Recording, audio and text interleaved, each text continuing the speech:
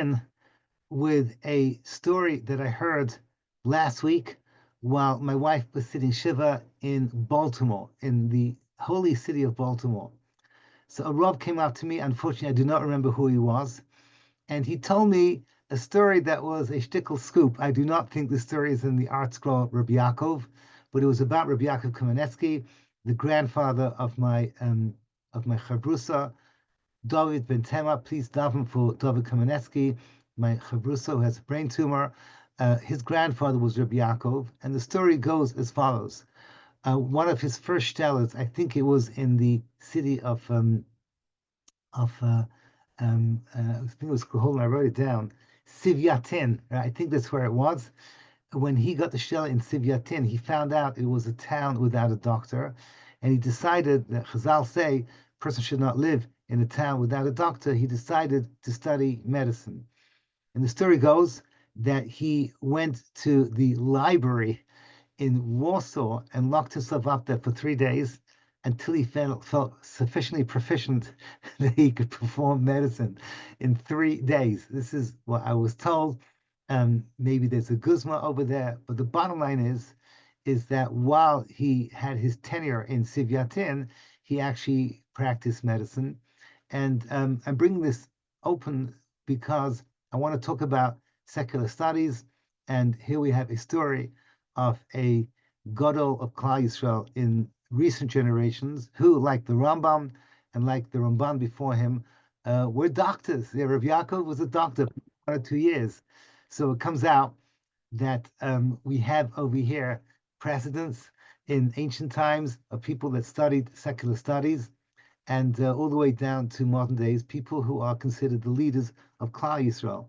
So the reason why I'm mentioning this is because those of you that had a chance to look at the 2 Maramakomos that I sent you will know that I was trying very hard to set the tone for today's share. I wanted to set the tone a little bit for today's share. Today's share is going to be about the concept of Sifrei Chitzenim or Chachmos Yavam, what you want to call it. And the question is it Asar, is it Mutter, or is it even a mitzvah? As we're going to see in a moment from the Gemara in Shabbos, Eshita says that it is actually mutter, is actually a mitzvah. So let's begin at the beginning. I brought down 2 Maramakomos. One Maramakom was from Chasidus, and one Maramakom was from the classic literature sefer of Baruch Ber, the Brit Shmuel. Anyone that learns in any literature yeshiva ever has seen the Brit Shmuel on Kiddushin. At the very end, he says very, very, very sharp words about going to the gymnasium, as he called it. Those were the high schools and the universities. Remember, as he himself writes, that the background of his writing was the Haskalah, which was making massive inroads into the Torah community. And he brings, in his own words, I just want to quote it to you. He said, Gymnasium, the universitas, also mishum minus Rahman al-Islam. So he does not mince his words. He calls it minus, which is modern day avodah zarah, right? That's what it is. It's minus, and then he brings down from his Rebbe. So we all know Reb Baruch Ber's Rebbe was Reb Chaim Soloveitchik, that he held that even in case of pikuach nefesh, one should not go to university. So a little bit, if you looked at what I sent you at the end, he does let down his guard just a little bit. He brings down the Ramah, the holy Ramah, Ramesh Islis, the postek for Ashkenazi Jewry, in Siman Reish Vav, Halacha Daled, that says, "De la'olam asa lilmoid shar chachmas b'kfiyas." One may not learn other chachmas, meaning non-Torah chachmas, b'kfiyas, on a regular basis, ki'im b'kroi b'alma, except for on a ad hoc level. So we will assume that Rabbi Yaakov Kamenetsky, his 3 days in a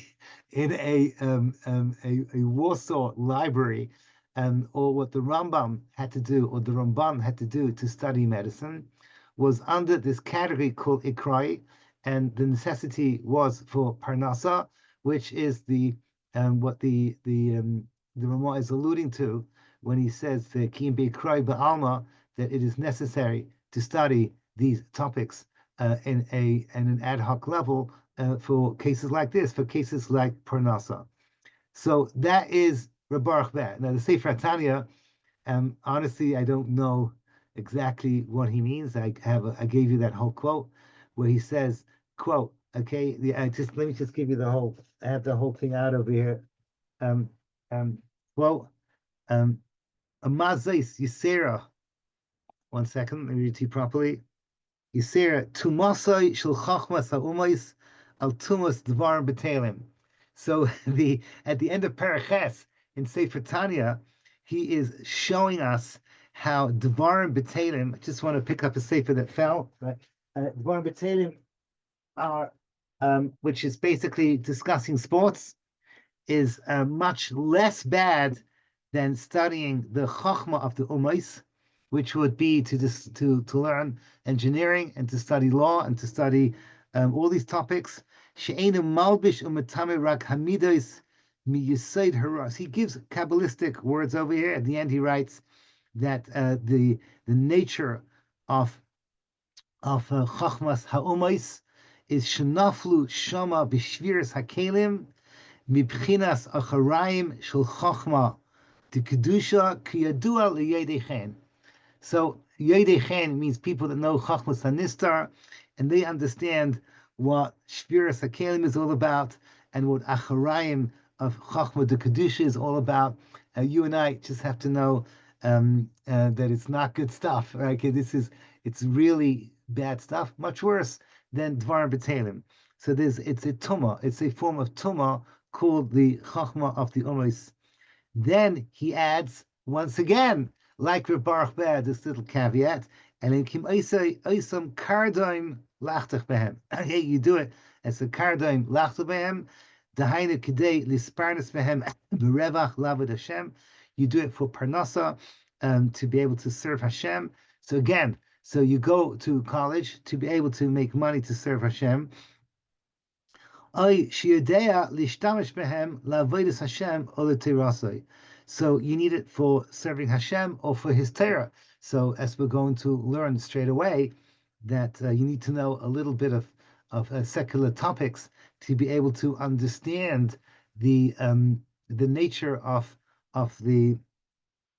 serving Hashem, or to understand Torah. So Rishon Zalman would sit there with doctors or mathematicians to be able to figure out all the concepts of electricity and how it works and things like that.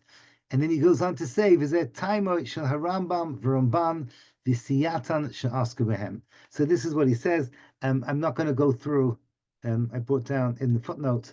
I sent you there. There's a beautiful Reb Tzadok HaKohen. The bottom line is that what I wanted to share with you is that today's topic is not going through the highly nuanced topic of who should go to college and why and when. In real life, people should always ask a Pesach, ask a Rav that understands what it means for them. Honestly, on a personal level, this is what Baruch Beh was talking about, minus, that going to university was minus. Today, for my students, minus is the least of my problem. Most of them would not be able to read a page from a philosophy book if they tried. There's other problems about going to secular colleges, which is not in the minus department, more in the znus department. Ki yadua, for all of us that work in Kiruv and in Chinuch. The bottom line is that how this works today, it is constantly changing and constantly nuanced. I just saw an incredible letter from Rav Shimon Schwab, arguing valiantly against those people that say that Rav Hirsch was pro-university. Honestly, when I was growing up in London, so my friends that went to Gateshead, they were actively encouraged to go to universities and study physics and chemistry and topics like that, because the Rabbanim in those days, I think it's changed, felt that these topics was an umnus, kalav, and nakia. They could come out as an optician, they could come out as a biology teacher in Hasmonean, and this was the good old days. And it's a little bit changed today for good reason, because the university campus is a whole different world. So I do not want to dwell further on the topic about today, contemporary, our youth, whether they should be studying in universities or not, and their relationship with secular topics. It is something that at the end of the day is something that is intrinsically very chamor. There are big room for heterim, and each person should go and discuss it with their local Orthodox Rav or Rebbe or Rosh Yeshiva. Now, I want to share with you the Gemara that we are learning today, which is the Gemara in Shabbos, Daf Ayin Hey Amud Aleph. So it happens to be that Akash Baruch Hu worked it out well for us because this is directly connected, as we're going to see in a moment, to ASARA BTEVES. And what I want to read to you is this Gemara that is going to be shocking because we're going to learn that a certain branch of science is not only is it not forbidden, not only is it not permitted, but it's actually a mitzvah, and this is going to throw us off, and we're going to have to figure out how this whole thing works in real life. I do want to point out to you that there's a certain background to what we're about to say now, that we know that throughout history that we had leaders of Klal Yisrael who were in the world of science. So it's not just the Rambam and the Ramban and Rabbi Yaakov Nesky who were doctors. Those of you that that know about various Rishonim that wrote books on geometry and wrote books on astronomy, and including, I think, the Ibn Ezra and the Ralbag, and all the way up to, I think, the Sforno in Rome was a university professor. So that is something that I'm sure we don't want to teach this too loudly. The Ramchal, this is just a few hundred years ago in Padua. His students were studying there at the university. So these things all create, okay, they need to be understood exactly what's going on over here. One of the biggest talmidim of the Maharal was Rav David Gantz. He wrote books on mathematics. And the biggest shock of all, for looking at everyone in front of me, at the end of the day, everyone in front of me, Bli Ayin Hara, we're all products of the Litvish yeshivas. Woohoo, go us. And the Litvish yeshivas all go back to Reb Chaim Volozhiner. It goes back to the Gra, and the Gra wrote his book, the Ayel Meshulish, where I sent you that little introductory paragraph from his Sefer, which is a book based on, I don't even know what these things are anymore. I used to know Euclidean mathematics. So I think over here we have Reb Aaron Katnowski. I have no idea. Maybe you can explain to us what it means. Who Euclid was a Greek, right? And what he did, and what the what was given to us extra from the Gra. Bottom line is that with that background, let's look at the Gemara together on Daf Ayin Hey Amud Aleph. And it's a bit of a shocker. It's 1/3 down the page. I do not want to discuss the context of how this came into our Gemara, and maybe next week I want to talk about the other interesting thing on this Amud. This is the middle of Perek Klal Gadol, where we're learning about the Lamites Malachas, and there's these teeny little 10 lines of off-topic interesting things, and here's one of them. Next week we'll talk about the other one, I think, which is about witchcraft. But today, let's talk about the statement of Amar Rab Shimon ben Pazi, Amar Rab Yeshua ben Levi, Mishum Bakapara. Kol hayedea lachshev bitkufos umazales ve'ena cheshev. Anyone who has the ability, lachshev, which means to study the science of tkufos and mazalos. We're going to see in a moment how to translate tkufos and mazalos is a machlokes rishonim. We're going to call it machlokes in Rashi and the Rambam, although everyone takes sides. Ve'enai, and he does not study tkufos umazalos. So says the Gemara, this is Bar Kapara in the name of Rabbi Yeshua ben Levi, Shimon ben Pazi in the name of Rabbi Yeshua, in the name of Bar Kapara. The Eina Cheshin Allah Bakasav Aimer, and he brings down a pasuk in Yeshayahu. Espoel Hashem lo yevoshu, Poel Hashem lo yabitu, u'ma'aseh yadav lo ro. So this is a pasuk in Yeshayahu Parakeh that says, Nachamu, this Poel Hashem, the works of God, Le'abiti, they did not see, U'ma'aseh Yadav, and the deeds of his hands, lo ra'u, they did not look at. So you should just note, just to translate this double language, seems to be a little bit of what a synonym, the two phrases. So what's the Marsha does it this way. The Marsha, the back of the Gemara, Poyel Hashem le'yabitu is lahabit mamush b'shamayim. So that is stargazing, right? Lahabit means the Poyel Hashem le'yabitu is to get the facts of what the stars actually do. Umayse yadav lo'ra'u. So he talks about re'iyah sichlis. That's not the physical side. Means to like. Re'ei anochi noisin lachem hayom bracha v'klal means to see deeply. So that is what we'd call the mathematical applications of the facts. So step number one is to get to know your astronomy, and step number two is to turn it into mathematical information.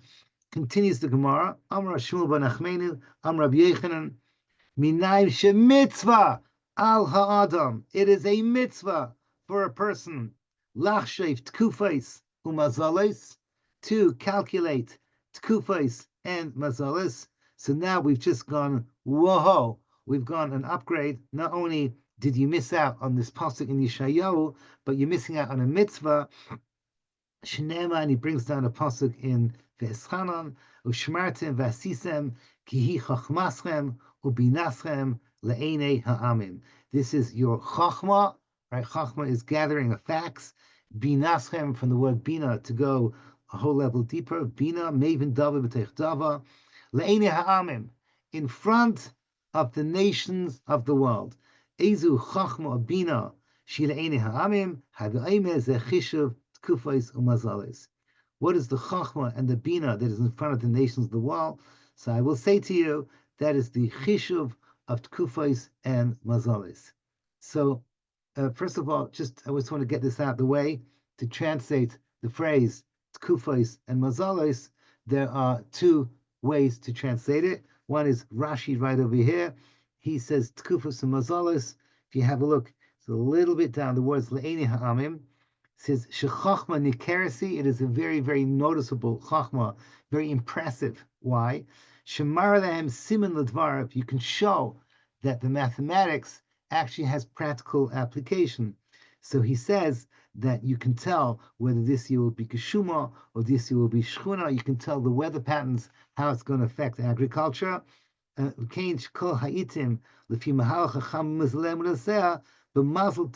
should know that weather patterns are affected by mazales.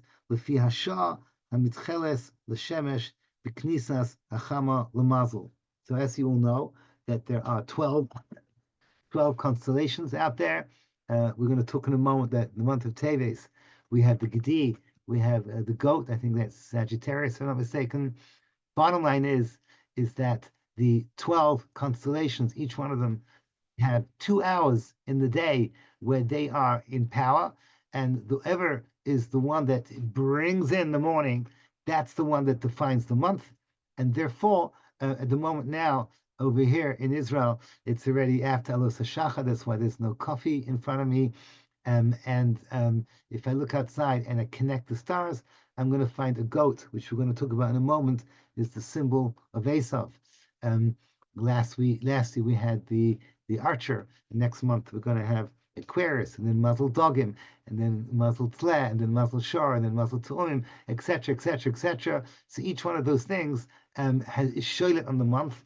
And the way that it works and interconnects with the solar cycles is a very complex wisdom that somehow Rashi says can tell you about the nature of agriculture. So you can show the nations of the world that your mathematical knowledge has direct implications into real life. That's one side. That's one shita. The other shita is the Rambam.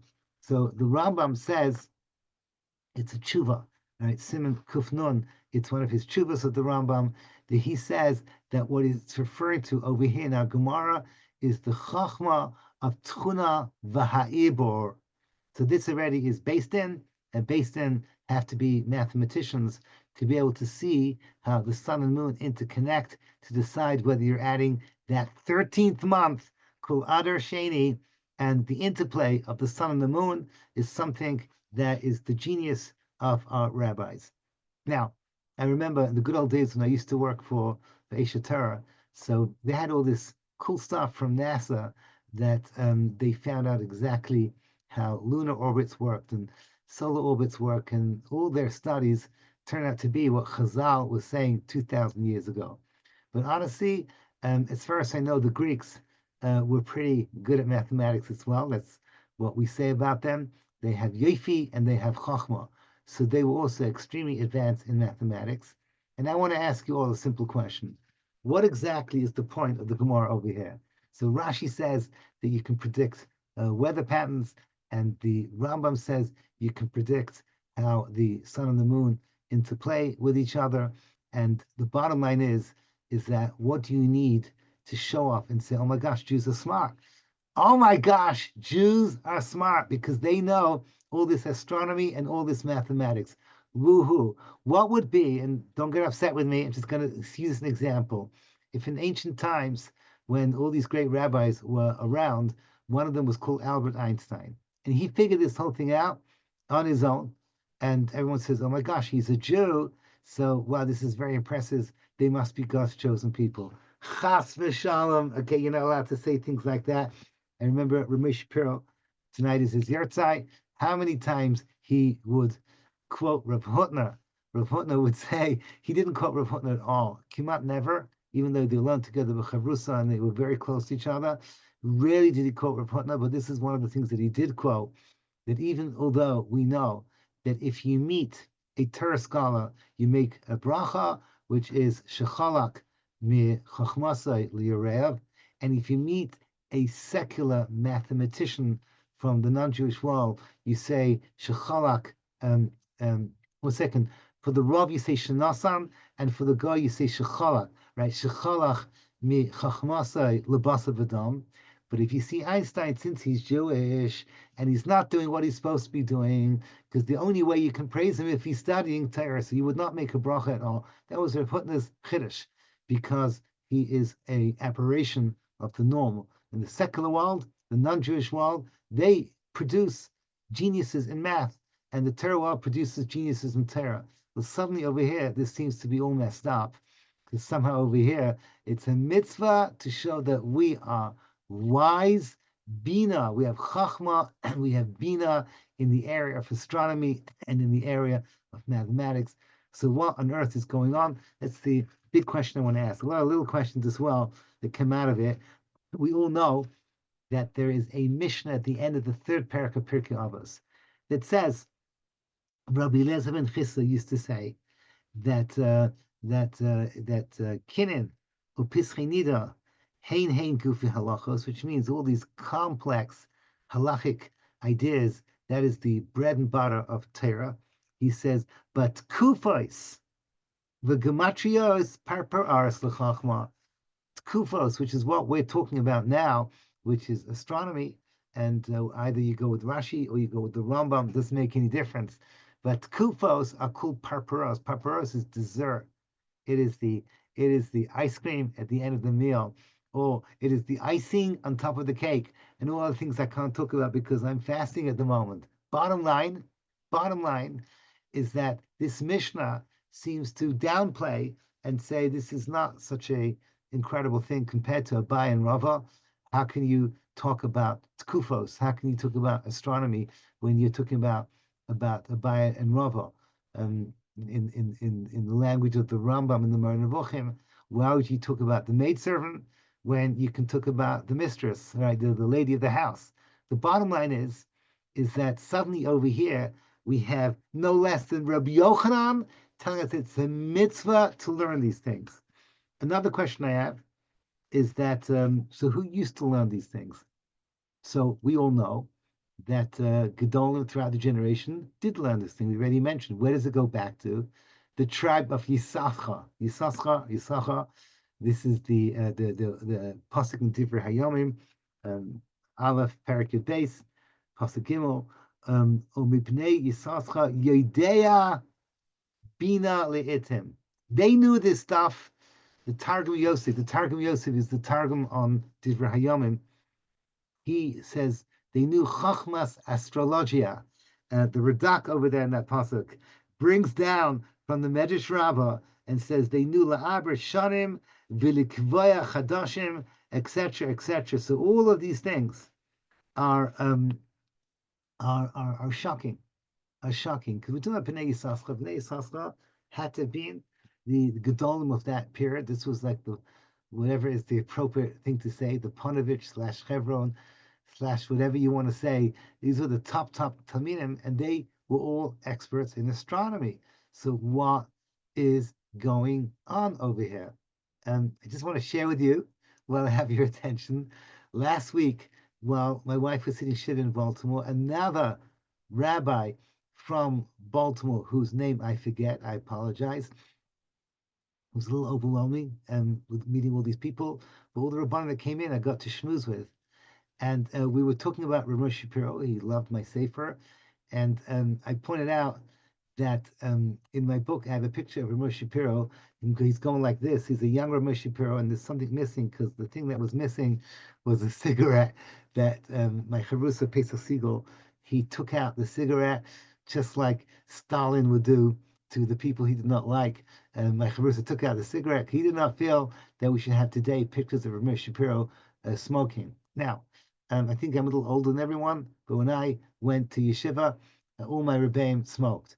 Rabbi Bram Growitz went through a pack of cigarettes during a share, and my Rosh Yeshiva, Rabbi Elephant, smoked a cigar while he was giving Shir Klali. And Rav Shach went through several packs a day.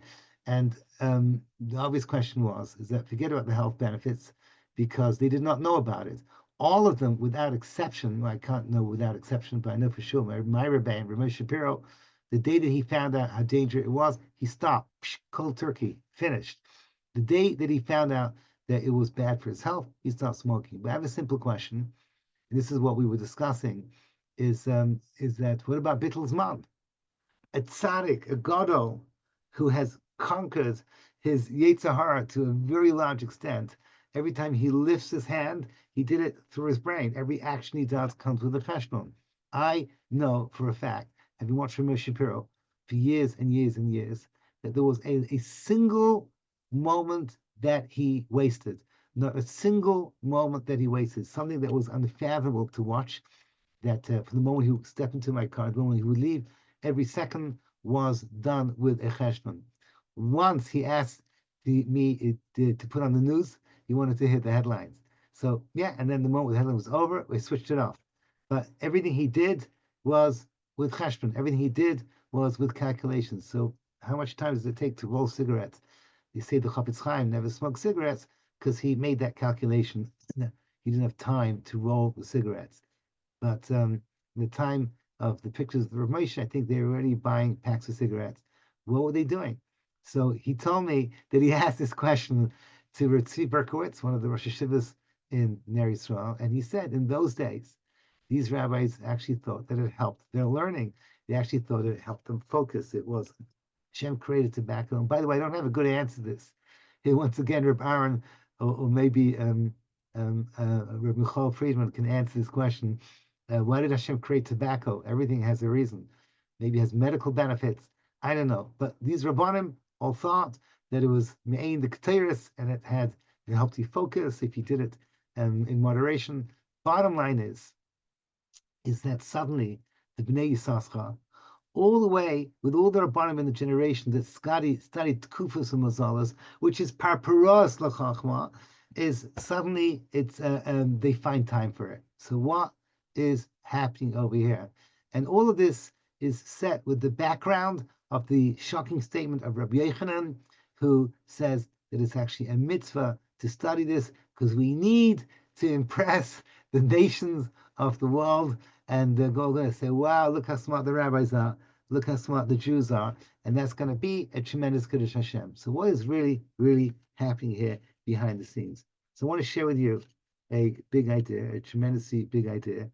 But before I do that, I just want to answer my last question before I give you the big idea. The last question I asked about wasting time, the last question I asked about why would you study Parparos L'Chachma when you can study the Chachma itself?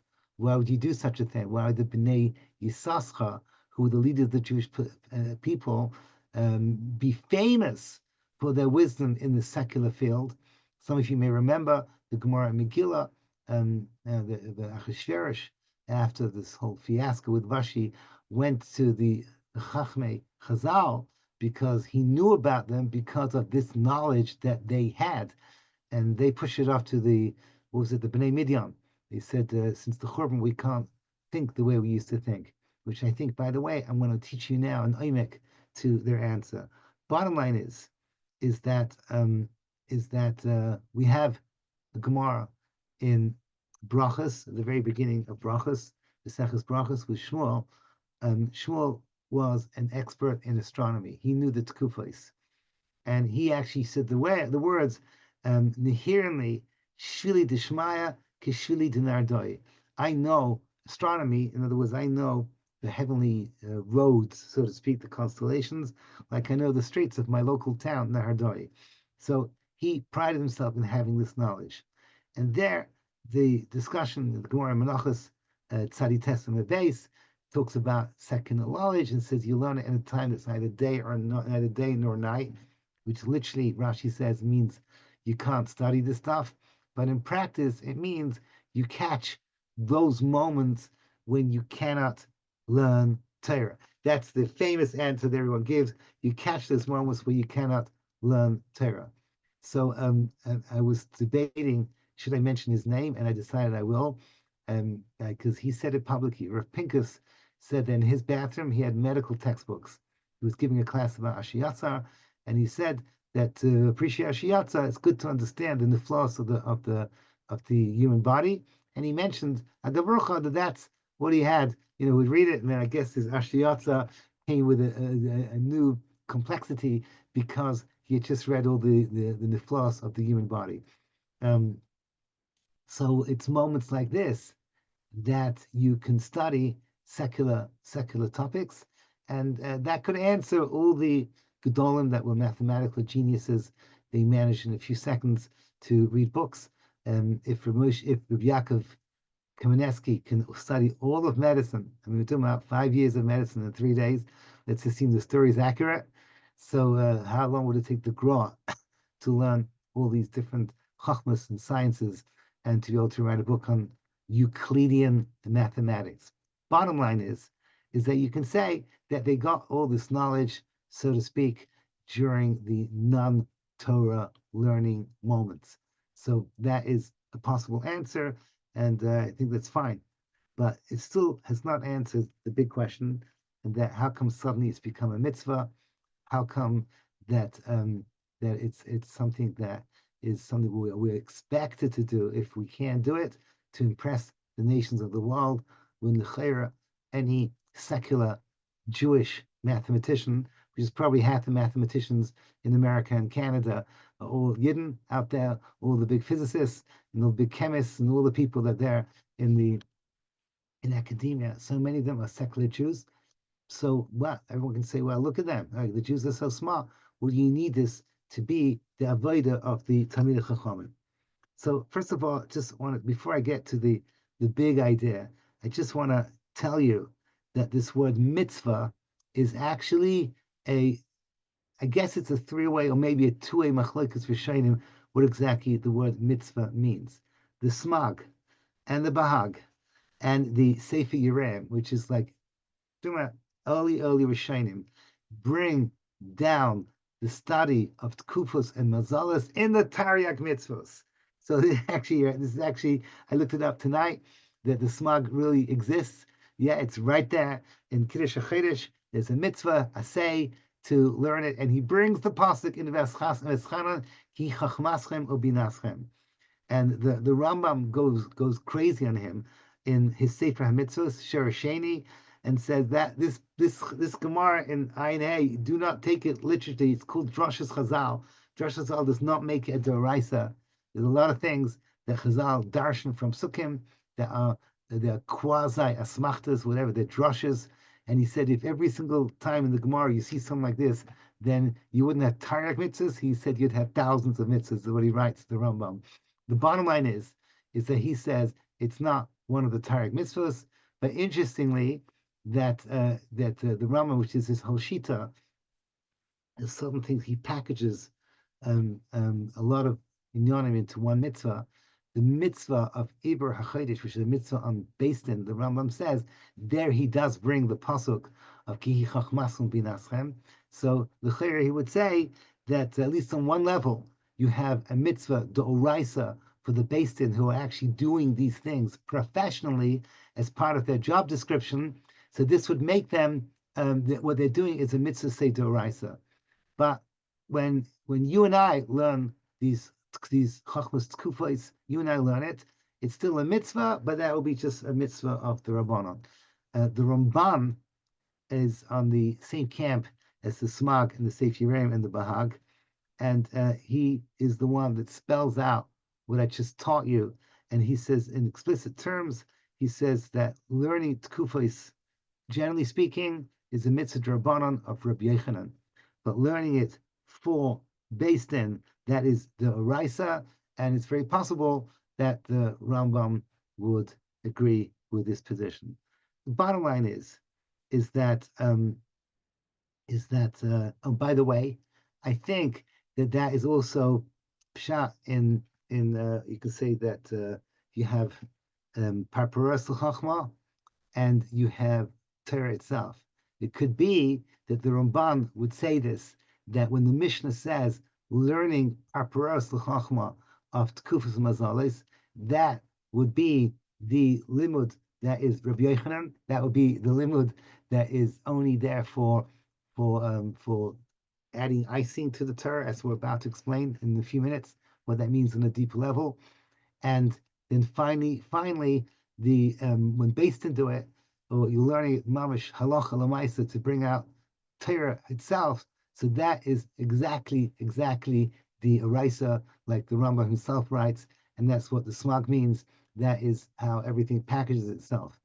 I do want to point out that Tosfos Yom Tov over there says on the spot that on that Mishnah in Pirkei Avos, Tosfos Yom Tov brings down that don't think that Kufas and Mazalis, what Beis Din are doing is parparas l'chachma. It's only part of it when you're studying it for general knowledge, for general understanding of how Kodesh Baruch Hu's world looks like. And now I get to the exciting part of the class. Everyone take a deep breath. Let's summarize. The main question that has not really been answered is, why is this a mitzvah? Why is this parparas l'chachma such a big deal that Rabbi Yochanan puts on a pedestal called a mitzvah? And Bar Kapora says that you over a pasuk in Yeshayahu, you transgress a pasuk in Yeshayahu if you do not study this, and you can. The pasuk is telling you should be studying Tkufos and Mazalas. What is going on behind the scenes? So I want to share with you what I believe is a beautiful idea, something that I'm hoping that my Rebbe in Shemayim would approve of. My Rebbe always wanted us to come up with our own Torah. He wanted us to think for our own, and I think this is the biggest tribute. Because I was up the whole night, I have to daven. I'm going to crash. I'm not going to lie, so I'm not be able to go to his kever. My friends are going to the kever. I said to myself and to my wife that what would my Rebbe want me to do, to teach the share or to go to the kever? Suddenly he'd want me to give the share. So I hope that he will be happy with the chiddush that I'm about to say to you. So here we go. Just again, the main question I want to answer is, why is this the great chachma, the great kiddush Hashem for the nations of the world? It's something that Einstein and all his Jewish cohorts could have done just as well. And if you want to prove that Jews are smart, all you have to do is to see statistically how many Jews have Nobel Peace winners and all the other things that we do in Kiruv to show that we're the smartest people around, us and the Japanese. So I want to share with you Rav Moshe 101 on ASARA BTEVES. Rav Moshe died on ASARA BTEVES because, as I'm about to explain, ASARA BTEVES, in a sense, defined him. And I'm going to explain to you what I mean by that. The Rambam in Hilchos Tanis, in Perek Beis, where is it? Perek Hey Halacha Beis, talks about ASARA BTEVES. And there he says the following words. He says, we all know how terrible ASARA BTEVES was because the siege of Jerusalem began, and then he used the following words, and Nebuchadnezzar put us in, quote, b'matzor or b'matzok. Matzor or b'matzok are two different expressions of siege. Matzor means nothing can come in, and matzok is that feeling of being constrained. So this is ASARA BTEVES. The Zohar brings down that Vatitzpenei Shloshi Yerachim. This is Moshe Rabbeinu was hidden for 3 months. The Zohar says that Moshe Rabbeinu has 3 months where he is hidden. Tammuz, Av, and Teves. Tammuz, Av, and Teves. Those are the 3 months that Moshe Rabbeinu does not shine, and it is given over to the other side. The other side means the cohorts of Esav. So really it should have been 6 months, but we got 3 months back. So 9 months of the Jewish calendar. Yaakov Avinu is Movil. He takes the narrative of the month, and 3 months it's Esav. Tammuz, Av, and Teves.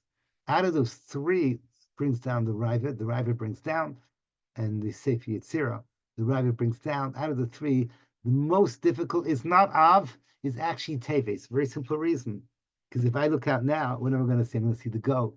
Who's the goat? The goat is Esav, right? The goat is the sayer that represents the side of evil. So all of these things gives us a new way of looking at the month of Teves. I did not grow up thinking of Teves as such a terrible month. I understand why my dear friends Aaron Kutnowski and Reb Dave don't like the month of Teves, because in Ottawa, where I was 2 weeks ago, it was minus 27, so I can understand that. But now we're finding out that it is a month that belongs to the side of evil. In Rav Shapira's words, it was a gift from God that Hanukkah spills into Teves. Okay, let me say it again with emphasis. Hanukkah is 8 days. Hanukkah, as we learned together when I gave my share in Toronto 2 weeks ago, Hanukkah slips in to the month of Teves as if to say, don't allow Teves to give you a perpetual month of depression, because the lights of Hanukkah spill into Teves to give us hope. What is so terrible about a matzar and a matzok? What is so evil about a matzar and a matzok? Honestly, people are fasting today. They say, okay, Jerusalem had a siege. Why couldn't the rabbis just load it all together into one big event called Tisha B'Av? Why do we need to break it down to Lemaisa 4 different fasts? What is going on over here? There's got to be something about ASARA BTEVES that is terrible, that is awful, that is something that is so bad that every single year Klal Yisrael and ASARA BTEVES fast, because the matzar and matzok is happening to us right now. And this is what Ramesha said, and this is basically the oimek of matzar and matzok, is that with the physical siege of the Babylonians came a spiritual siege with it. The two came hand in hand. Klal Yisrael could no longer express themselves because they were encircled by this wall, which means that everything you do now had to be seen through the lenses of Nebuchadnezzar. The way I explain this to my students is that all you guys are in chinuch, so you know this. So a lot of our students have controlling parents, right? Controlling mom, controlling dad. They are the ones that feel that their kids are like their pets, whatever it is. They feel they have this kibbut of aim card that they can tell the kid to do whatever they want, and it's terrible, right? It's a terrible situation. What it means for the kid in practice is that everything they do, they have to think twice. Number one, what do I want? What do I really want? What do I really want? What's the real me? And number two, what do I do? Because I can't just do what I want to do. It has to be okay by my parents. So most of this is not such a big deal, but it becomes a big deal when you're choosing your career. Your parents say, no, you should become a lawyer and a doctor. And you say, no, I want to become a teacher. Shem Yerachim. What would happen if, God forbid, when it comes to shidduchim? So you want to marry a certain type of a person, a boy or a girl, and your parents say, no, we think this is going to be better for you. And we know best. So that child is in siege. That child is in siege. We are mentally sieged by the Babylonians. It's just that Babylonia no longer exists.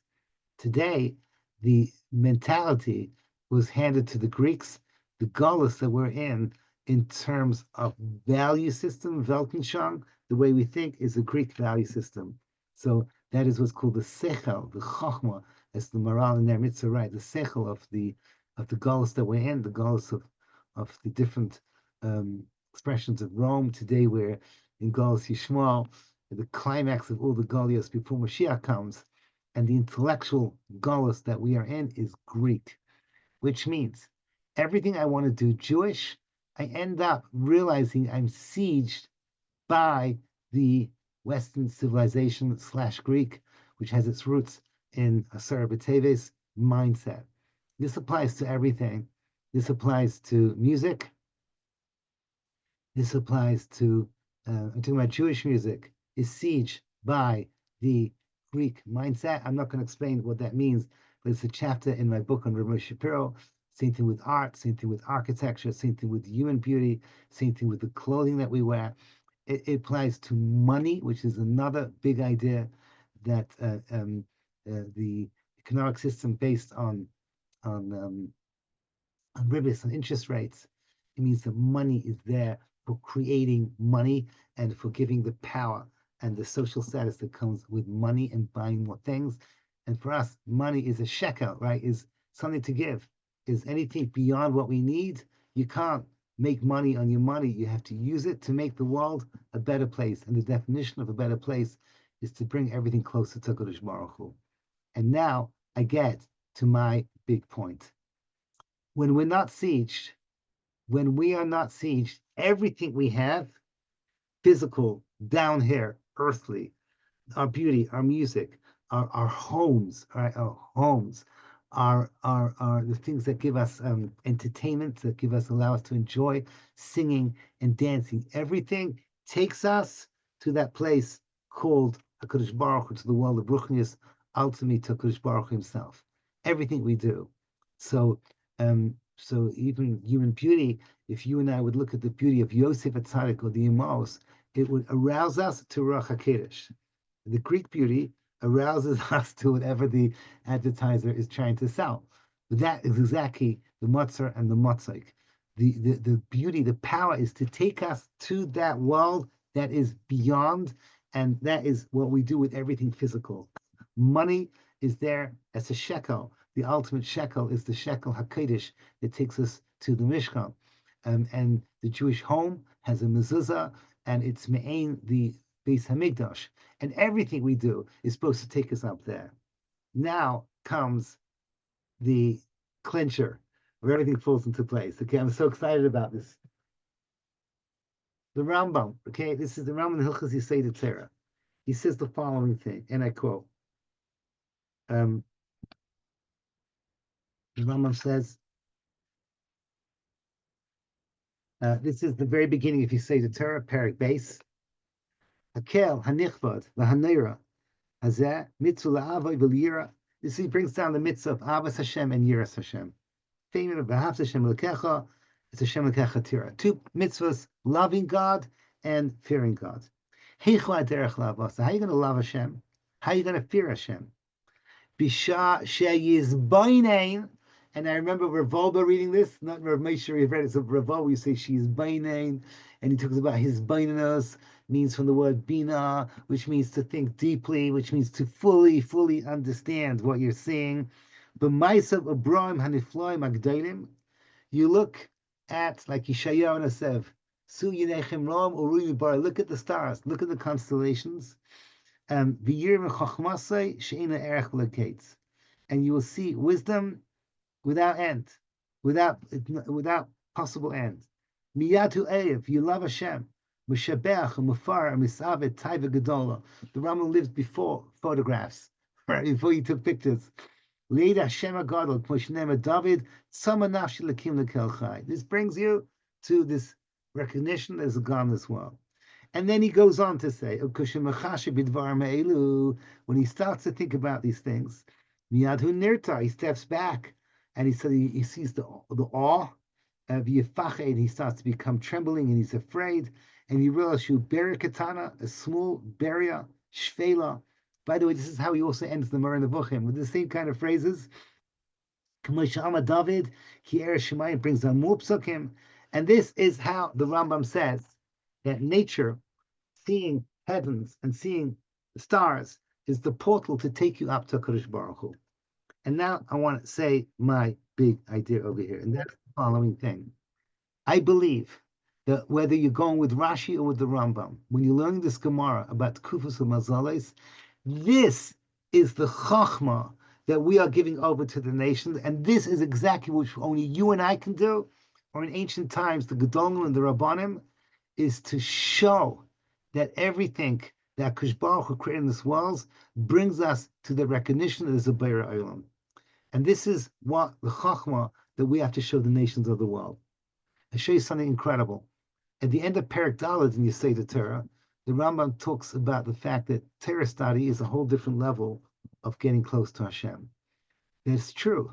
So step number one for you and for me to find Hashem is nature, is the animal kingdom, is looking at a bowl of fruit. Okay, this is step number one. Step number two is much higher, is through the power of Torah, but that the Goyim can't do. You see, the Goyim have no shaykhs to that. So that's why this mitzvah is so chashuv, because we are denying the nations of the world to find God. We are the ambassadors for the nations of the world to find HaKadosh Baruch Hu, and we do that by showing them how the glory of nature, especially the higher worlds, brings us closer to HaKadosh Baruch Hu. Remember that most of history, the nations of the world believed in Avodas Kechavim u'Mazalos. They thought the Kechav and the Mazal, that was the highest level. And we say, no, there's something beyond that. Stopping over here, that is the siege of Nebuchadnezzar. Seeing it through their narrative that you can't go further than this, than the, so to speak, the peak of the physical world. That is the secular narrative. And everything they do, they take us something deeper and deeper and deeper, and then they stop. And that deeper is within the physical world. It doesn't burst forth into the world of ruchnius, into the world of godliness, into HaKadosh Baruch Hu's world. This is the Ki Chachmasim of Binasim Le'einam. This is Bnei Yisachar. I think this is what they lost after the Churban, when they told Achashverosh, we can't do this stuff anymore. They weren't lying. They weren't just trying to get out of it. They lost it because this was after the siege. They were now siege. There's the ability to take all of nature and to show the nations of the world everything reaches out to something higher that they couldn't do anymore. I just wanted to, I don't know, with Rashi and the Rambam, I have my theories, but it's still theories in process. Why Rashi chose specifically Tkufos and Mazalas, meaning seeing the weather patterns in nature, and Dafka in Teva, showing HaKadosh Baruch Hu's hands in Teva, while the Rambam focused on the balance between the sun and the moon. The sun is Esav, the moon is Yishmael, but the balance between the sun and the moon, that's Klal Yisrael. And that takes us to something higher. That takes us to how HaKadosh Baruch Hu wants us to run the world. I once gave a class on this called Seige HaIbor, the great secret of the Ibor month, that 13th month, which is something I do not want to go back to now. Bottom line is, wherever you want to spin it, this is what the bar over here is that this mitzvah of Rav Yochanan is to show the nations of the world how nature brings you to God. That's the bottom line I wanted to share with you. Now, I just wanted to share with you, this is my book of my Rebbe. It's his YARZEIT now, and I just wanted to read to you something that is so beautiful. It's on page 249, just one line. But before I read it to you, I just wanted to tell you that the Meiri on our Gemara says word for word from the Rambam, but instead of using the word lihizbainain, instead of using the word lihizbain to think deeply, he uses the word lihisbaidaid, to be on your own. And this is something that I saw from all my Gedolim, all my Rebbeim, is being alone with nature. It's something that I really work hard on. I like to be alone in nature, to try and my own little feeble way to try and get the Ruach HaKodesh that my Rebbeim get by being alone with nature and the Kodesh Baruch Hu. So there's a story over here. It's called Twinkle Twinkle Little Star. Page it describes about how Rav Moshe used to spend the summers in the Alps. And he says one day, this is I'm quoting Aaron Jacobson, who's a teacher in Hasmonean in London. He said one day the Rebbitzin shared with me something extraordinary. In the Swiss Alps, the night skies are crystal clear. She told me that Rav Moshe had been up most of the night, gazing at the stars and their constellation. So I wrote over here, most of the night, what was he looking for in the stars? And I think tonight we have found our answer. What is he looking for? Stars is exactly like the other story I bring down when my friend Ariel Cicero sat next to him as they were flying over the Sahara Desert on the way to South America. He says, Rebbe, why are you looking for so long at the desert? And he said, and he saw always further. And that's what it means that Pasan Yashel, Mabit, right? Sefer Umabit, you look deeply, or and you see deeply, and you see in nature that takes you to something more powerful, to HaKadosh Baruch Hu himself. So I wanted to finish this class and give us all a bracha. That what does it mean that I had a Rebbe, Rabbi Shapiro, and all of us a zeichet to a little bit to go a little further. And the answer is that you and I do not have to be in that siege. That's why we're fasting today. You would have to try to break out of the siege of Nebuchadnezzar and ASARA BTEVES.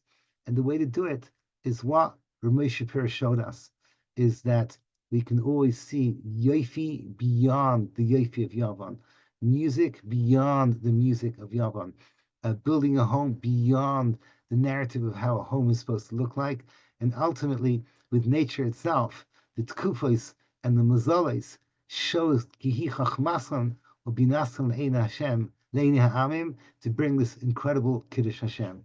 Thank you so much for listening. I wish you an easy fast, a meaningful fast, and a elevated fast. As Hashem Yisbarach, we should be zeicha and to be reunited with all the people that showed us the yofi of the beyond. Thank you for listening.